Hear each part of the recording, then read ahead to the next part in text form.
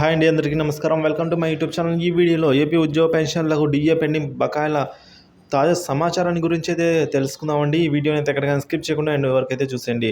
అలాగే 66 నెలలకు సంబంధించిన డిఏ బకాయిలకు సంబంధించిన డబ్బు ఇవ్వకుండానే ఆదాయ పన్నులో కూడా మినహాయింపు అయితే చేశారండి. అంటే ఇన్కమ్ ట్యాక్స్ కూడా కట్ చేశారు. సో పూర్తి వివరాలు తెలుసుకుందాం. వీడియో అయితే చివరి దాకా చూసేయండి.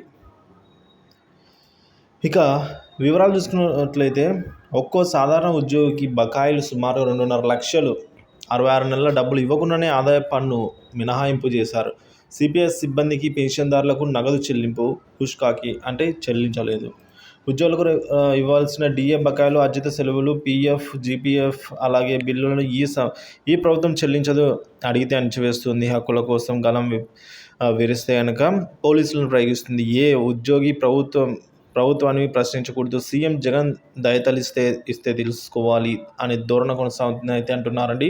అవసరమైతే కాళ్ళు పట్టుకునే ఉద్యోగులకు ఉండాలని అయితే మంత్రి బొత్స సత్యనారాయణ గారు గతంలో సెలవిచ్చారు అంటూ అటు ఉద్యోగులు బతిమాలుకోవాలి తప్ప ప్రశ్నించకూడదు అని ప్రభుత్వం నిరంకుశత్వంగా వ్యవహరిస్తోందని అయితే పీఆర్సీలో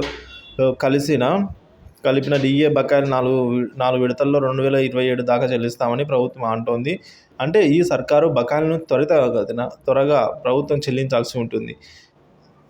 సో 2018 జూలై, 2019 జనవరి డిఏలకు సంబంధించి 66 నెలల బకాయిలు రావాలి. ఈ బిల్లులు సిఎఫ్ఎంఎస్లో పెండింగ్లో ఉన్నాయి. ఈ డబ్బు ఇవ్వకుండానే ఉద్యోగులకు చెల్లించినట్టు చూపి వారి నుంచి ఆదాయ పన్ను మినహాయించారు.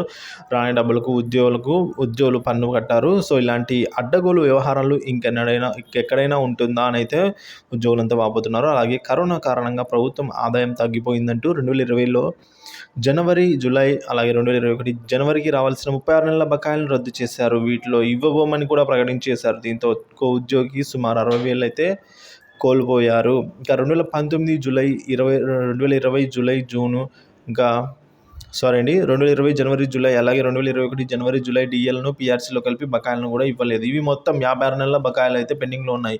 ఒక్కో ఉద్యోగికి 90,000 దాకా రావాలైతే 2022 జనవరి, జూలై డిఏల బకాయిలన్నీ కూడా ఇంతవరకు సమర్పించే అవకాశం ఇవ్వలేదు. 34 నెలల బకాయిలకు సంబంధించి 60,000 దాకా ఒక్కో ఉద్యోగికి రావాలి. వీటిని పీఎఫ్, జీపీఎఫ్ అలాగే ఖాతాలో జమ చేస్తే వాటిపై వడ్డీ అయినా వస్తుంది. జగన్ ప్రభుత్వం చేస్తున్న మోసం కారణంగా ఉద్యోగులు నష్టపోతున్నారు అని అయితే వాపోతున్నారు.